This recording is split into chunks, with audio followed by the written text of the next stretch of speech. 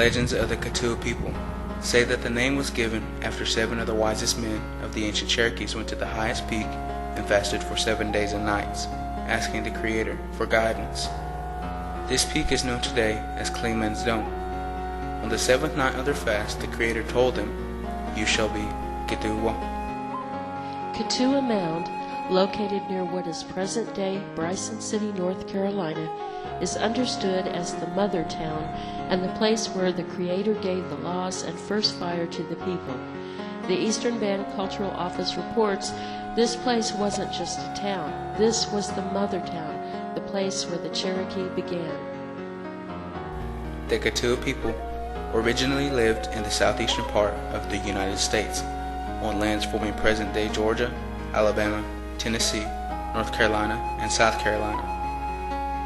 Archaeologists say that Katua Cherokee families began migrating to a new home in Arkansas by the late 1790s. In 1808, a delegation of Cherokees from the upper and lower towns of Cherokee Nation went to Washington, D.C. to inform the President not all Cherokee people wanted to pursue what was deemed a civilized life. The delegation requested that the President divide the upper towns whose people wanted to establish a regular government from the lower towns who wanted to continue living traditionally. On January 9, 1809, President Jefferson allowed the lower towns to send an exploring party to find suitable lands on the Arkansas and White Rivers. 7 of the most trusted men explored locations both in what is now western Arkansas and also northeastern Oklahoma. The people of the lower towns desired to remove across the Mississippi to this area onto vacant lands within the United States so that they might continue the traditional Katua way of life. In 1817, the United States ceded these lands to Katua people, also known as Western Cherokee and later as Old Settlers, in exchange for a portion of the Cherokee lands they had occupied and were entitled to in the East. As many as 4,000 to 7,000 Katua Old Settlers came. The Treaty of 1817 with the United States exchanged lands back east for lands in Arkansas. This gained the Katua a definite title to a territory, what is called today a land base. The Arkansas Cherokee requested the U.S. recognize the Eastern and Western Cherokee as 2 separate and distinct nations. Further, the Treaty of 1817 stipulated that the treaties heretofore between the Cherokee Nation and the United States are to continue in full force, with both parties of the nation and both parts thereof entitled to all the immunities and privileges which the old nation enjoyed under the aforesaid treaties.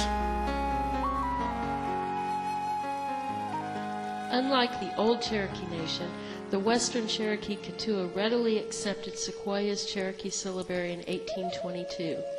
Then Chief Dakadoka was opposed to the introduction of the mission schools and greatly influenced the acceptance of a way to write the Katua people's own language. By 1828, the Katua people entered into a treaty with the United States to move onto lands further west. This treaty granted the Western Cherokees land running along the Arkansas, Canadian, and Grand Rivers. They were also given a perpetual outlet west as far as the sovereignty of the United States extended. By the Treaty of 1828, the Katua moved to Indian Territory in Oklahoma 10 years prior to the forced removal of the Cherokee Nation. Between 1828 and 1839, a capital was established east of Chief Jolly's home, about 2 miles up the Illinois from its mouth on the Arkansas. The council house, grounds, and home of this first chief made up the national capital called Tolentesky to honor the chief's brother, the former chief. The General Council met here for 11 years. In 1833, Old Settler or Western Cherokee Katua met with the Muskogee Creek Nation at Cantonment-Gibson to settle boundary disputes and precisely establish the boundaries of the new territory. Creeks who had been removed from the east in 1826 to 27 had found themselves living within the newly established Cherokee lands and were required to move again. The treaty fixed the boundaries for what would become known as the Cherokee Nation of Indian Territory after the Trail of Tears in 1839. The Old Settlers enjoyed only a few years apiece before being joined by the treaty party and ultimately by the Eastern Cherokee, marking the beginning of the Cherokee Civil War. After the influx of the Eastern Cherokee from the Trail of Tears, the Easterners greatly outnumbered the Western full-bloods, and tensions began to mount. The Eastern newcomers wanted their form of government to replace the government which was already in place.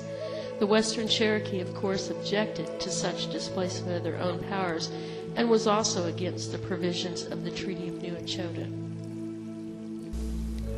Both the Western Cherokees and the Eastern Cherokees objected to the Treaty of New Echota, stating that the signers had not been authorized.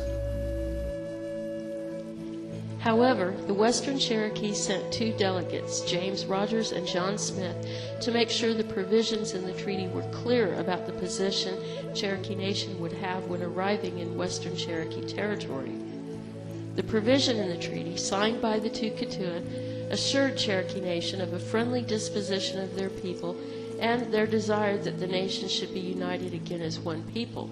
But this uniting was meant to be with the Cherokee Nation joining the Western Cherokee government. The provision assured them a hearty welcome and an equal participation with them in all the benefits and privileges of the Cherokee Country West. The provision concluded with, "But it is expressly understood that nothing in this treaty shall affect any claims of the Western Cherokee on the United States." The Western Cherokees gave welcome to their friends and family without complaint. They said there was room enough for all.